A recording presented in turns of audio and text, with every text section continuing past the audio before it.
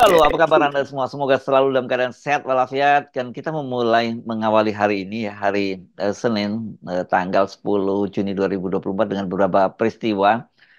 Satu yang jelas ini saya kira ini banyak ditunggu dan dipastikan ini akan mengubah wajah politik kita dalam beberapa waktu ke depan. Ya, ini hari ini Habib Rizik Sihab itu sudah bebas murni ya. Eh, dan katanya hari ini menjalani bimbingan terakhir di apa saya geli juga nih ya tidak mau bilang tes terakhir.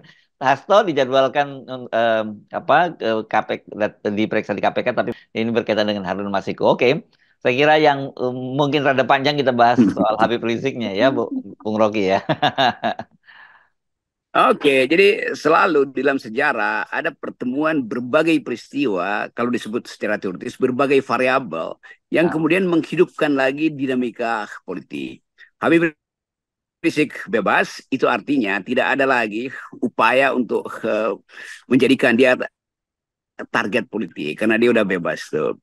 Yang terjadi bersama dengan Habib Rizik bebas adalah Hasto dipanggil KPK. Justru hmm. dia ditarget secara politik. Karena soal Harun Masiku itu kan soal politik yang sebetulnya sudah diselesaikan beberapa waktu yang lalu. Jadi dua berita ini menunjukkan bahwa alam semesta itu punya rumusnya sendiri untuk Hmm. menghidupkan dinamika politik. Tentu ini Hmm. akan jadi problem, terutama bagi Pak Jokowi, karena dua-duanya itu punya kaitan dengan Jokowi. Habib Rizik punya kaitan dengan Hmm. Jokowi, Hmm. Hmm. karena orang tetap menganggap Habib Rizik itu dipenjarakan oleh Jokowi. Dan Hmm. itu artinya dendam politik Jokowi pada Habib Rizik itu. Apapun keterangan saksi ahli, keterangan para pakar hukum, tetap masyarakat punya opini yang sudah terbentuk dan terstruktur bahwa Habib Rizik adalah korban politik. Demikian juga Hasto tuh yang Hmm. adalah korban politik dari Jokowi. Karena soal Harun Masiku mesti dari 4 tahun lalu diselesaikan Jokowi. Ternyata di, di, ditunda dan dicari momentumnya. Jadi politik Indonesia per hari ini akan memulai satu pintu baru. Hmm. Untuk dua-duanya akan baik Habib Rizik maupun Sekjen PDIP Pak Hasto itu akan punya momentum untuk mempersoalkan legitimasi Jokowi. Kendati Jokowi sudah memastikan bahwa dia akan dilanjutkan kepemimpinannya oleh Pak Prabowo. Nah, Hmm. keluarnya Habib Rizik dan dimulai diperiksanya Hasto itu juga akan jadi hitungan strategis oleh Gerindra karena Gerindra tetap ingin ada legitimasi lebih kuat tuh. Jadi kalau Hmm. Gerindra sekarang tetap berupaya untuk mencari partner untuk mendukung kebijakannya di parlemen, nah dia akan berhadapan dengan PDIP yang justru sedang diobok-obok, Ya. sedang ditarget oleh rejim yang terakhir yaitu rejim Jokowi, demikian juga Habib Rizik. Ya. Jadi kelihatannya akan ada dinamika politik baru. Dan pada saat yang sama juga soal NU yang secara sebetulnya monopolistis sebetulnya atau hegemonis memanfaatkan peluang untuk berbisnis di situ tuh. Sementara yang lain udah menolak. Jadi kira-kira kelihatannya talk show akan lebih banyak Ya, ya, isu ya. Oke. minggu-minggu ini. Ya, soal tambang nanti kita bahas yang lain. Kita fokus dulu pada Ya. Habib Rizik dan Hasto. Anda menarik kalau sekarang kita memasukkan faktor Prabowo begitu ya. Ini unik hubungannya karena bagaimanapun sebenarnya meskipun spektrumnya itu berbeda jauh antara antara Habib Rizik dengan PDIP itu, tetapi dia punya koneksi yang sama dengan Pak Prabowo itu ya, Bung Rocky. Karena bagaimanapun Habib Rizik Sihab itu dalam dua pemilu yang lalu itu mendukung Prabowo dan begitu. Sementara PDIP sebenarnya juga punya hubungan juga dekat dekat dan pernah berkoalisi dengan Pak Prabowo. Itulah yang kita sebut sebagai keunikan sejarah dan hukum sejarah selalu tiba ketika orang seolah-olah menganggap ya semuanya sudah dikuasai oleh dinasti Jokowi. Ternyata enggak tuh. Karena pasti semua problem akan popping up, akan merebak lagi ketika Hasto mulai bicara nanti. Tentu Pak Hasto akan mengatakan, "Oh ya saya ditarget," karena Pak Hasto udah kasih sinyal bahwa dia sebetulnya ditarget oleh kekuasaan. Siapa yang targetin dia? Ya tentu bukan ketua BEM, tapi Presiden Jokowi sendiri itu. Jadi kelihatannya seluruh pembicaraan kita yang kita maksudkan untuk membekali bangsa ini dengan kejujuran mulai terungkap sekarang tuh. Nah, kejujuran akan mulai lagi dibicarakan oleh Pak Habib Rizik karena Habib Rizik tetap merasa ada pelanggaran HAM di situ walaupun keputusan hukum sudah selesai. Di mana-mana keputusan hukum itu tidak mungkin tenggelam kalau masih ada soal ingatan publik bahwa ini masalah politik. Jadi selama masalah politik menjadi backup dari masalah hukum, nah persoalan Habib Rizik akan terus ada di situ tuh. Soal soal kilometer 50 itu akan diucapkan lagi dalam bentuk opini, bukan dalam bentuk fakta hukum misalnya. Demikian juga Pak Hasto. Pak Hasto bahkan akan mendapat pujian banyak karena semakin Jokowi memojokkan PDIP, semakin PDIP punya peluang untuk mengatakan bahwa kami mengingat lagi peristiwa 97 ketika PDIP ditarget oleh rejim Orde Baru waktu itu tuh. Jadi ingatan sejarah akan kembali bahwa ada dua tokoh yang sebetulnya berseberangan secara ideologis, tapi dua-duanya ditarget oleh kekuasaan yang sama, yaitu Habib Rizik dan Hasto. Jadi kelihatannya banyak isu yang bisa kita kembangkan nanti dan kita cicil.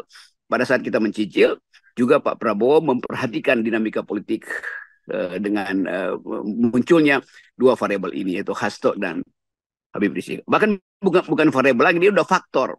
Ya. Karena tetap tadi betul Hersu bahwa kaitan Habib Rizik dengan Pak Prabowo tidak mungkin dihilangkan. Karena Habib Rizik itu pendukung utama Prabowo. Demikian juga kaitan Hasto dengan PDIP dengan Gerindra yang tadinya punya kesamaan platform dan pernah berjanji untuk gantian dalam berkuasa itu yang kita sebut sebagai perjanjian batu tulis yang tinggal tulisannya tinggal batunya karena tulisannya udah kehapus. Tetapi jelas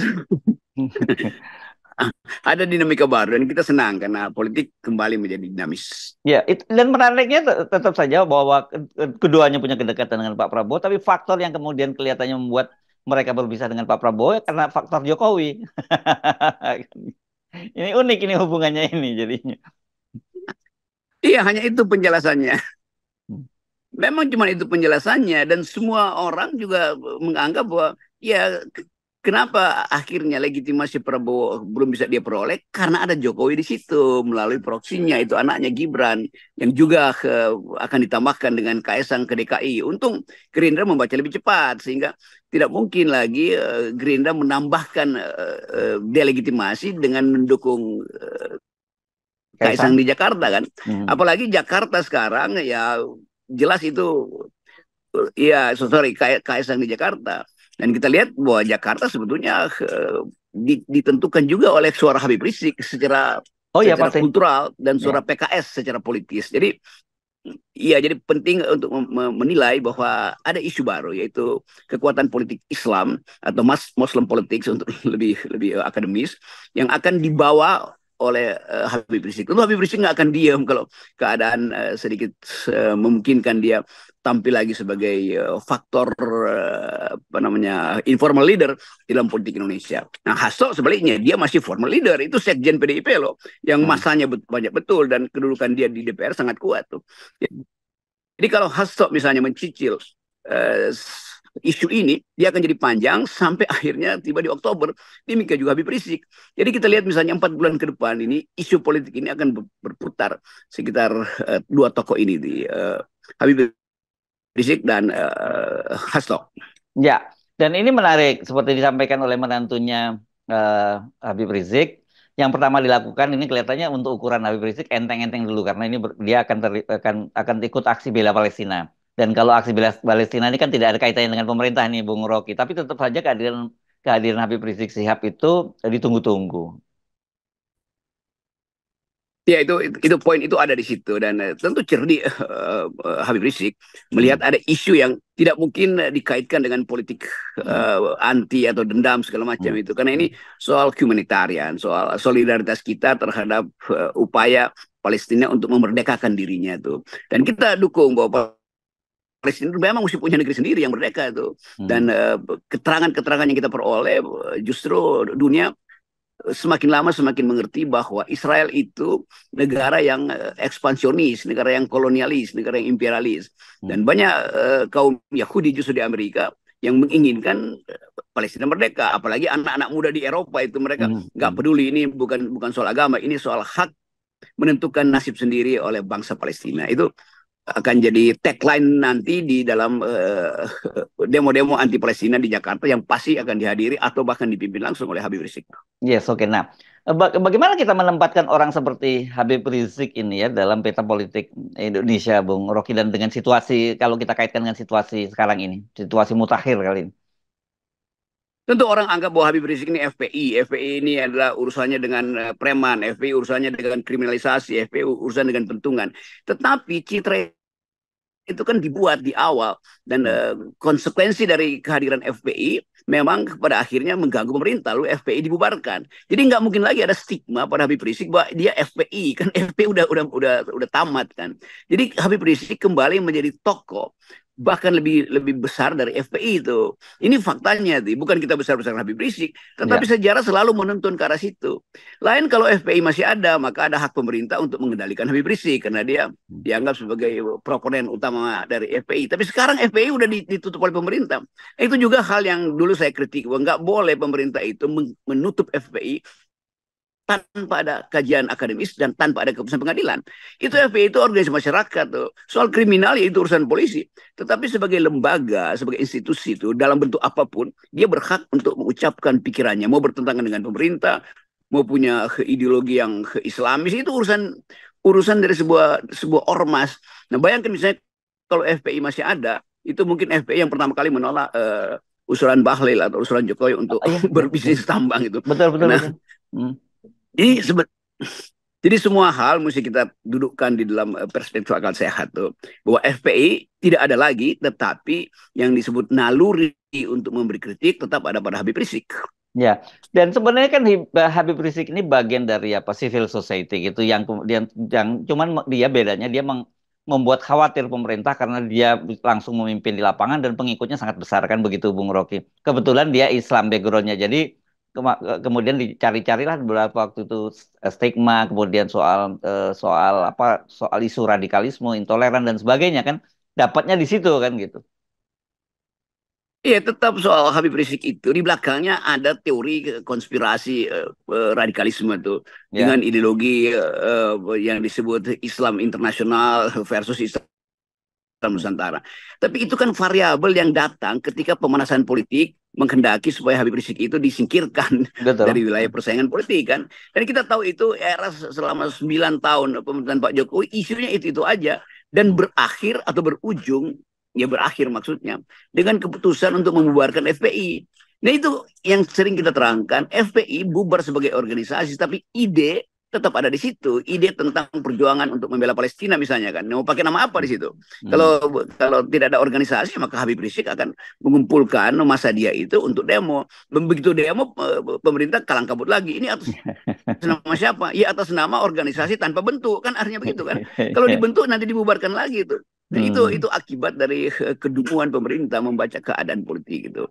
Jadi Ya. sekali lagi sebagai dalam sistem demokrasi penghargaan atas hak asasi manusia itu mesti ditonjolkan. Bagaimanapun FPI itu adalah ormas. Ormas berhak untuk mengucapkan pikirannya itu. Ormasnya kriminal ya kriminalnya yang diatasi bukan organisasi yang dibubarin. Nah Ya, ya. akibatnya apa? Begitu organisasi dibubarin, ide nggak mungkin dibubarin. Jadi kesepakatan kita untuk menghargai dimensi Islam dalam politik kita, mesti juga kita patuhi. Karena dari awal negeri ini juga diwarnai secara kuat, secara sangat kentara oleh Piagam Jakarta yang Ya. adalah produk atau kesepakatan politik Indonesia untuk menghasilkan Indonesia yang majemuk, maka Piagam Jakarta dihilangkan, tetapi ide itu tetap ada di pikiran kita. Dihilangkan sebagai fakta politik, tapi sebagai ideologi dia akan hidup terus. Nggak ada orang yang mampu memberantas ideologi ya, apalagi ide yang bertumpu pada prinsip-prinsip keagamaan.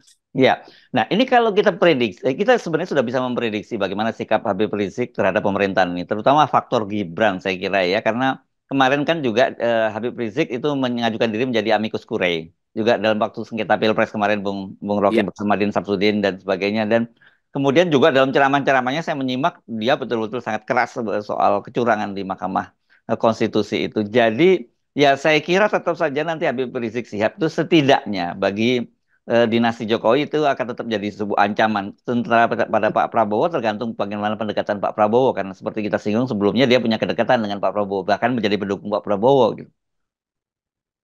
nah itu yang kita lagi tunggu sebetulnya. Apa komentar Gerindra, terutama Pak Prabowo yang mengerti bahwa Habib Rizik tetap seorang yang harus dihargai itu. Bahwa dulu dia digusur, balihonya diturunkan oleh Pangdam, ya itu masalah politik. Tetapi Prabowo membutuhkan legitimasi. Di tingkat internasional tentu isu terorisme tetap ada dan penamaan itu di dalam daftar pasti ada Habib Rizik di situ. Tetapi semua hal yang menyangkut terorisme itu kan udah ada badan yang menangani. Jadi selama Habib Rizik itu dinyatakan bebas murni, maka dia mesti dilepaskan dari semua stigma. Kan itu peradaban politik kita kan. Jangan dibebas murnikan, tetapi di dalamnya masih dianggap sebagai oh ini calon teroris. Ya, sebagai calon semua orang juga bisa jadi calon teroris kalau ada ketidakadilan. Dan kita mesti lihat bahwa isu terorisme itu bukan lagi isu yang sifatnya seseorang mendendam, tapi isu keadilan sosial. Dan PBB juga sudah mulai mengadopsi prinsip bahwa ada terorisme, tapi kita mesti pisahkan. Kalau terorisme itu datang dari sikap ekstrim terhadap ketidakadilan sosial, itu sesuatu yang sebetulnya ideologis saja kan, bukan naluri orang untuk menjadi seorang teroris.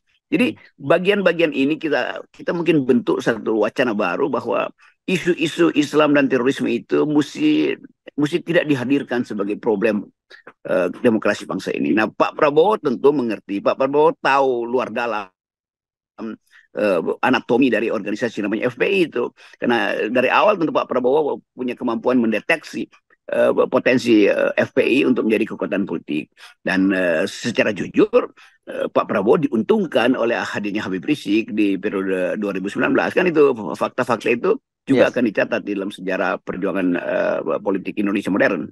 Yes, oke, baik, makasih. Jadi kita ucapkan selamat datang, ahlan wa sahlan untuk Habib Rizik ya, Bung Rocky. Ya, selamat bebas buat Habib Rizik dan selamat berjuang untuk Hasto. Mantap, oke.